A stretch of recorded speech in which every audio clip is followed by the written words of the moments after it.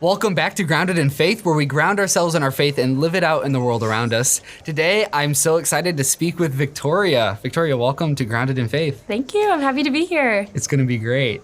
So it's fun. I was thinking back. The first time that I heard your name was not when I met you, but it was when I was talking with your now husband. At the time was your boyfriend, and he told me I was getting to know the staff here. I was before I got to SJE, before I got here to the parish. He's like, "Oh yeah, so in 2 days I'm going to ask my girlfriend to marry me. I'm going to ask her to." I was like, "Whoa, okay." I was not expecting that knowledge, but It was an exciting time for us. yeah. And then I think I met you maybe about a month later at a young adult event, if I'm not mistaken. Yeah, I remember that. That was great. Yeah. So where'd you grow up? Because you didn't grow up here in Northwest Indiana. Yeah, I grew up in McHenry, Illinois, which is a northwest suburb of Chicago. So whenever you're traveling, you just tell people you're from Chicago, right? Yeah, even in Indiana, I do the say same I'm thing, still yeah. from Chicago. I'm just from Chicago. Yeah. Nobody knows Northwest Indiana. Yeah. Yeah. Nice. And very cool. So I'm curious, because you have a very unique job that you do now. It's a cross between, a job that most people have, but then also ministry as well. You work at a women's care center here in Maryville.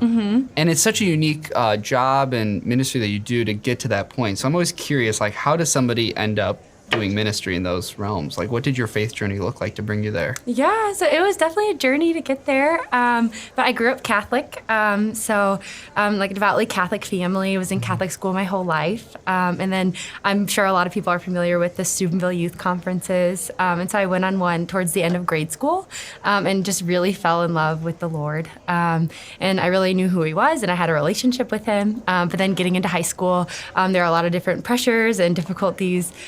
And so I think I kind of was almost living like a double life a little bit in high school. Like I genuinely knew who the Lord was, but I was kind of struggling with the morality aspect, just parties and, unhealthy relationships and things like that. Yeah. And so it was definitely like a back and forth journey for me. A lot of wrestling with my faith during that time. Yeah. And then, but there was one time in particular, I was like going to confession like every other week, genuinely just trying to strive to do better and to love the Lord well in my life. And I was in the chapel praying, and I was feeling so bad about, everything I had done. And my youth minister at the time didn't know what I was going through, came up to me and put her hand on my shoulder and was just like, she's like, "Victoria, the Lord has already forgiven you for everything that you've done." And it was kind of in that moment, something in my heart just like melted. Yeah. And I was like, it just like God's mercy, and like I always knew it, but I think it went like from my head to my heart in that moment. Yeah. And so I feel like I really understood it, and I understood like just the grace of confession. And I feel like it was that grace that really helped me to choose the Lord in my life, and to really start fresh. And so then the time for college kind of came around. And I had always kind of wanted to go to Franciscan University ever since I went to that conference in grade school. Yeah, those conferences, nice. Yeah, they're so great. But I was like thinking, I want to follow my high school boyfriend to this other school. And my mom kind of was like really encouraged me. She was like, because she knew I had really wanted to go there for so long. And so she really encouraged me. And we went on a visit there. And I felt home, like really, truly at home, in a place where I didn't know anybody, just on a college visit. And so I was able to go there, and I played soccer. I joined the soccer team, and I was able to be surrounded by women who genuinely loved the Lord and were so joyful. And so I was finally like what my heart had always desired. I was able to like live that out because I was surrounded by people who were so passionate about God, but also about having fun. Yeah. No, and I think that's so important because, and I just go back to like the Steubenville conference, which is like a weekend conference for middle school and high schoolers, but it's a experience that's like none other. And so many people, I think, have those powerful moments in their faith, right? On their journey as a young person, right? Where it's like, wow, they're convicted. The Lord is real. Like he loves me, and I can give my life to him. But then so often in those highs, then we have like, okay, now real life hits. And that's kind of what you're saying, right? Like going to high school and the struggles of just living as a Christian. Yeah. It's hard. Yeah. It's not easy. And just those people that we need in our life, like your youth minister.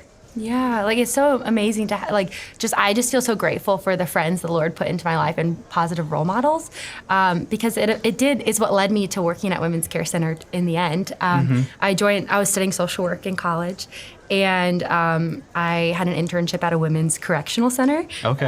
So it's like a step below a prison, and I was so nervous about it and really intimidated by it. But once I started working there, I realized that I loved working with women in difficult situations. And it was so formative for me to be there working with those women at the correctional center in college for a whole semester. Yeah. And it taught me a lot about myself, and then just how to really see past someone's circumstances and see Christ in them. Yeah. Is there moments in which like you go in, like you said, you're nervous, right? Like it's so outside of your comfort zone. Mm-hmm. What happened that kind of helped you realize like, no, this is where I belong? You know what I'm saying? Like how do you get to that point where it's like, oh, this person who's going through something that's so other, like I've never experienced that, but I can still enter into their life? I think, because you literally look at like every person has natural gifts that the Lord has given them, and I feel like I was starting to learn more about my gifts that I had, and I just really enjoy listening to people and helping them to open up and helping them heal and grow. And so I kind of looked at my natural gifts, and I was also passionate about it. And so I think just like being in there with the women and just, I don't know, like something in me just felt really like peaceful. Like I don't know, like that feeling, I don't know if you ever experienced it, where you're like, this is where I'm supposed to be, kind of. Yeah. And you're just not questioning it. And so I think just being there, and I think I just started to really just love them a lot. And I came home energized, I came home joyful. And so that for me was a sign, okay, like I am where I should, where I should be. And then it was my senior year, and so I was trying to figure out like what I wanted to do next. And then Women's Care Center, it's the largest pregnancy resource center in the country.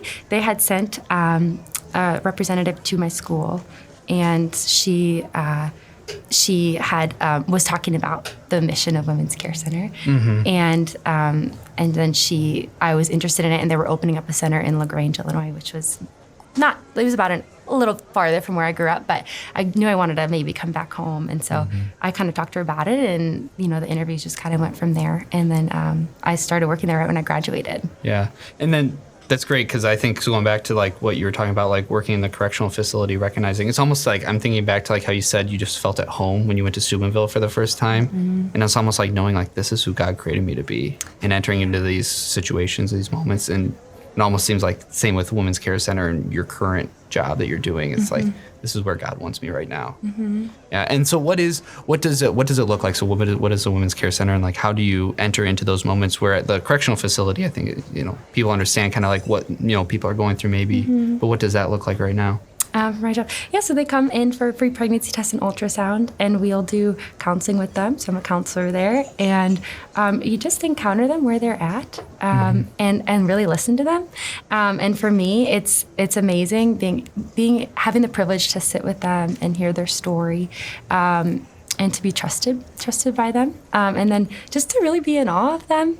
My clients are so strong, and it's just so amazing to be able to see the good in them, because like the good in every person is God, and so being able to, I feel like being with them and learning more about their lives and seeing the good in them helps me learn more about who God is. Yeah, and so often I'm sure, all of us experience that, where people don't see the good in us, right? It's almost like we live in such a controversial, like we're going to fight each other, right? So I'm going to put you down, and nobody takes the time to recognize the good in the other. Yeah. To have that space necessary. Yeah, and it's amazing to be able to recognize it, but then to help them see it in themselves. Yeah. To go a step farther. To have that eye opening, like, holy cow, I am created in God's image. Yes. I am lovable. Yes. Yeah.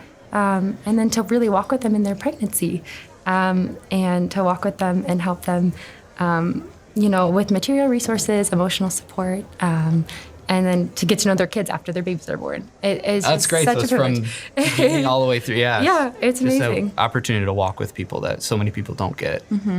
Yeah, and I'm sure both like when you're at the correctional facility, but now especially like those interactions with people, because anytime we interact with another person, if we're self-reflective, is going to influence our life. And I'm sure there's been so many moments in which that's helped you grow in your love of Jesus, but just grow in yourself too. Yeah, it's been amazing because I feel like with every person that you meet, you have an opportunity to get to know Christ more. And then it also causes you to, questions you to like look at your own life and say like, am I doing the best I can do? Am I loving well? And I really, like, it's helped me to try to ask myself that every day, like coming home and looking at my life and like, did I love my clients as best as I can? Did I love my coworkers? I mean, did I love my husband? Like everything, like really in it. I think like the model in which Women's Care Center has is so like, it's so positive and so good. And so that has really impacted the way I live my life and encounter just all people, and has really formed me in the sense of like, because a part of our training is helping our clients to see their strengths, and so I'm always kind of looking for that. And now I naturally feel like I just like naturally do that in people that I meet.